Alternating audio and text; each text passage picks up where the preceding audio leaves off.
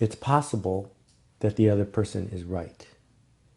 It's possible that the person who's buying from your competitor is correct in their decision. In fact, it's likely. Sure, if they knew what you knew, if they believed what you believed, if they wanted what you wanted, they would pick what you picked. But they're not you. They're someone else. That's why empathy is such a challenge.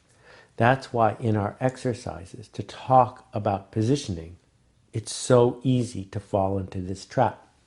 People say, well, I like this fast food restaurant and its position in my mind is that they're better. Or I use this search engine because it's better. Or I support this charity because it's better. What does better mean? Better is a useless term. And I'm going to tell you why it's useless in a few different ways. The first one is this. For most of the things we buy, the answer is complicated. There are simple questions, but those questions aren't being asked very much. For example, pro golfers. No pro golfer uses wooden shafts on their drivers or their irons. Why? Because all pro golfers are doing this to win, and you cannot win with a wooden shaft. It's an open and shut case.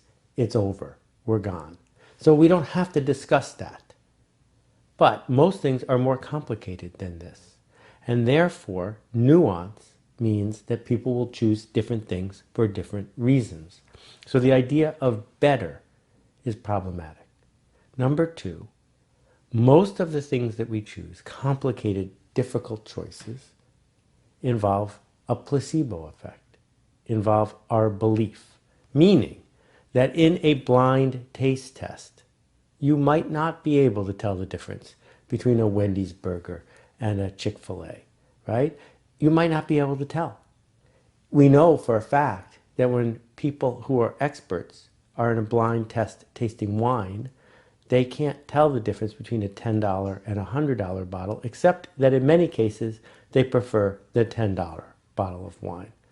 So we have to begin by digging deep and saying, you know what? I am not going to say better.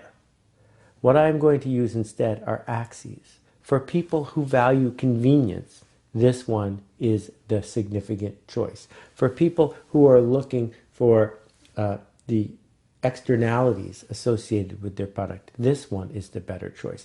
That's why these axes are so important and why I am pushing you to go way deeper in figuring out how you make decisions. Because if you can't come clean with how you are deciding, you're never going to be able to have empathy about how other people are deciding. So what we seek to do is to say, I get it. This person has decided that this axis is important. You know, if you say, this is the best pizza place in New York, I would say, well, then why isn't everyone here? Why would anyone go over there if this one is better?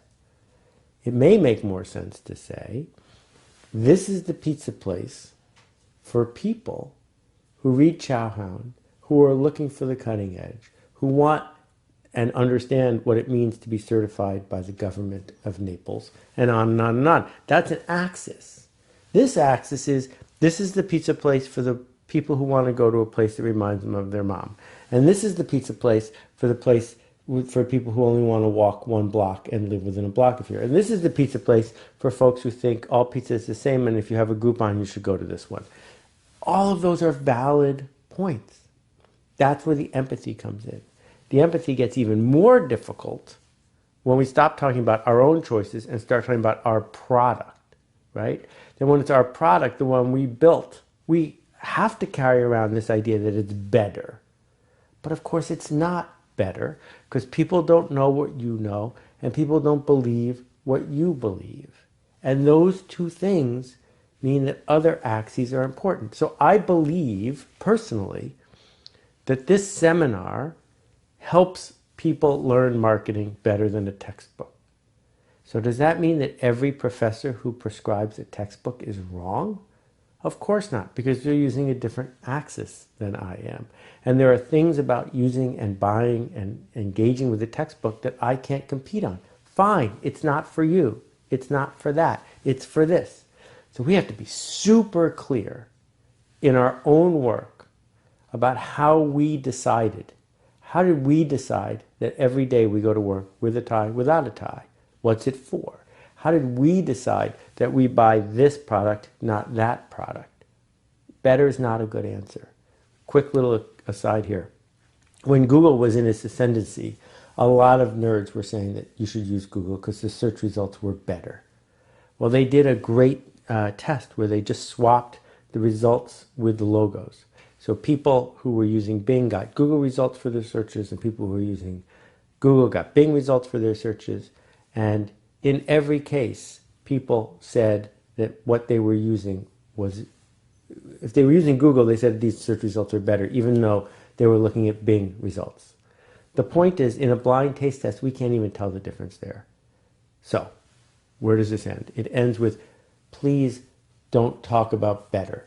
You can say better satisfies this objective. It is better on this axis. But better as an external evaluation of quality, and we're going to get to quality later, is a trap. You need to be really clear about the story you tell yourself, about the things you believe, about the things you say you want. And imagine, though difficult, that other people don't want those things, that other people don't tell themselves those stories, that other people don't believe what you believe, and that what we get to do as marketers is begin to chip away at those beliefs, but we must begin where we can begin. And we begin with what the user we are engaging with already wants, already knows, already believes. That empathy is super difficult, and we can't go any further in positioning our product or understanding our competition or deciding what to do next until we figure out how to find that empathy.